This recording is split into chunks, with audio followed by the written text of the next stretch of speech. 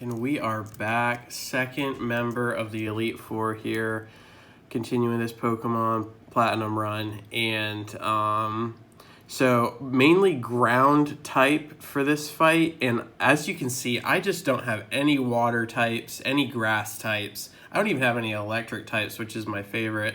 So very unconventional team for me, but I have two little strategies I'm going to run here, and we're just going to see how they pan out.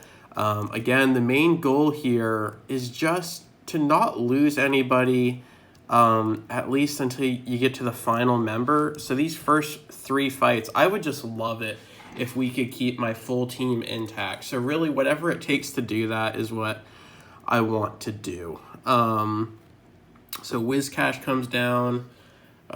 We've had our our beef with him in the past. So I'm gonna go ahead and see if this strat can work out. We're gonna do the toxic strat here. I don't have protect, but I've kind of put my own spin on it. It has Zen Headbutt. Okay, I have good defense. Okay, we're fine. It's super effective, which is the scary part. But since he's Whiscash is not psychic, she's not going to be dealing as much there. Everything's fine. Everything's fine.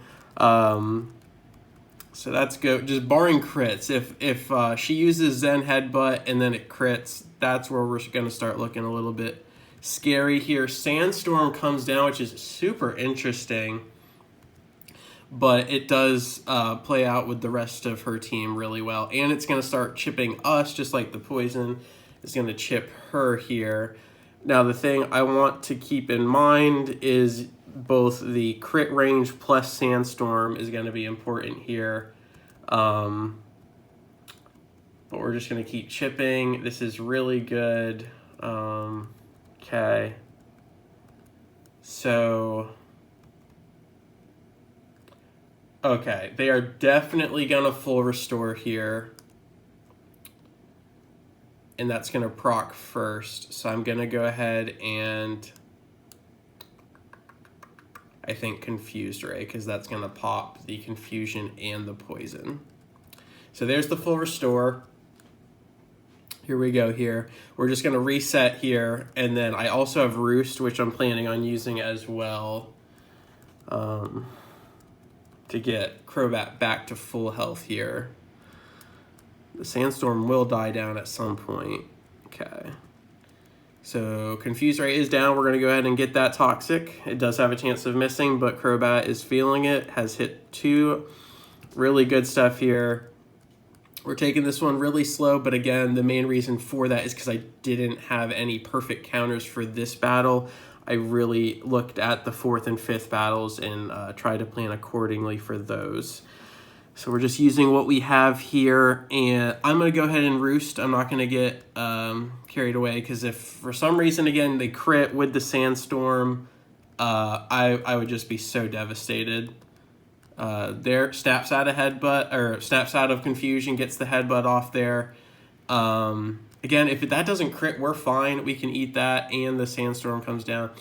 So no biggie there. And again, we're just going to keep it playing it safe here. Confused Ray, get that added bonus. If Whiscash is feeling lucky and she wants to hurt herself, then, sometimes you just got to let it happen. There's the Sandstorm. She's doing that so her team can benefit from that, since all types are ground, if I'm not mistaken, which is fine. We're playing a War of Attrition here, so that Sandstorm will die down soon. Gonna get the Air Slash. Only thing I'm really nervous about. Okay. So the cool thing here is if they don't use that full restore, we can go ahead and use Roost again here. And, oh, okay, no, the poison did the fadeaway damage. Okay. So that is super interesting. Golem comes down. And now Golem actually has Rock-type moves, which can kill. Us. So you know what? I think we're just going to bring out the big guns. We're going to bring out Garchomp. And Garchomp has Sand Veil, which has 20% evasion. Oh, it went for an electric type move. Even better. We take no damage, and as I was saying, we have a 20% evasion, basically a double team here to dodge whatever they throw at us because of the sandstorm. So we're going to use their own sandstorm against them. This is going to be pretty good. We should be okay here. Did get greedy for the Swords Dance. That's going to be a nice chunk, no problem. And now Garchomp is going to be hitting so hard. Arwen's going to let their whole team know here. So we ate that one Earthquake in exchange for a Swords Dance, which can now carry over into the next Pokemon that gets thrown out. Really good stuff. Garchomp already gets stab damage off of the Earthquake, and then it's super effective. So just so much damage coming down. Really smart play here. Gliscor is ground flying, if I'm not mistaken. So we're going to go for the Dragon Rush here, which has a 25% chance of missing, but it's 100 damage, and it has a potential of flinching. And we landed it. This is going to be huge. All right, it's not super effective, but it is a lot of damage riding on that Swords Dance. Empowered Garchomp here. Absolutely massive. And now Rhyperior comes down. The thing with a lot of these Pokemon is they're just so slow, especially compared to Garchomp. So Garchomp is just having a feast right now. Rhyperior so defensive, but I just don't know if it'll be able to live through a Swords Dance Earthquake. Garchomp just going crazy. As you can see, this is why some people ban Garchomp from their Nuzlocke runs, just because she is so strong. The Hippo comes down here. And, all right, so we can Earthquake. I'm going to go for the Dragon Rush. Dragon Rush for the win here. The Hippo might hold on. The Hippo holds on, gets the yawn off here. Okay. No problem. And, okay, so we are probably going to fall asleep. I'm going to go for the Earthquake. The full restore comes down. If we crit, I think the Hippo goes down. If we don't, then we're going to have to fall asleep here. But again, playing a little bit careful, playing a little bit safe, and I just think it's so important to keep the whole team alive. If we can make it to Cynthia, ooh, it holds on just barely. We are going to fall asleep here. Just trying to keep the entire team together. I'm going to just do another Earthquake, see what the Hippo has for damage. So the Earthquake comes down. So what I can do is I can swap out here.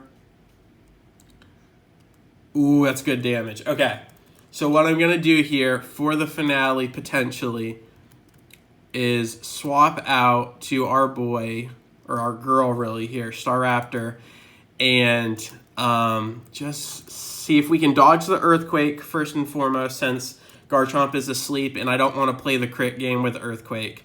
So Staraptor should be able to dodge the Earthquake there and then just finish off this really cool looking Hippo and call it a day. We're just going to use the Quick Attack, get in there, no problem, and finishes the battle here. Everybody making it out. Huge team effort there. Garchomp, absolute MVP there. But Rapidash doing the heavy lifting the first battle. Garchomp the second battle. And that way the entire team makes it to the third battle. I am really looking forward to it. Again, each one gets a little bit tougher, a little bit more difficult. But man, this is good stuff. I'm really liking the team. It is not what my usual team would look like. I like to stockpile both water and electric types, and I have neither, which just makes this incredibly interesting. But as always, guys, thank you for your time. I really appreciate it, and I will catch you on that third battle real soon. Peace.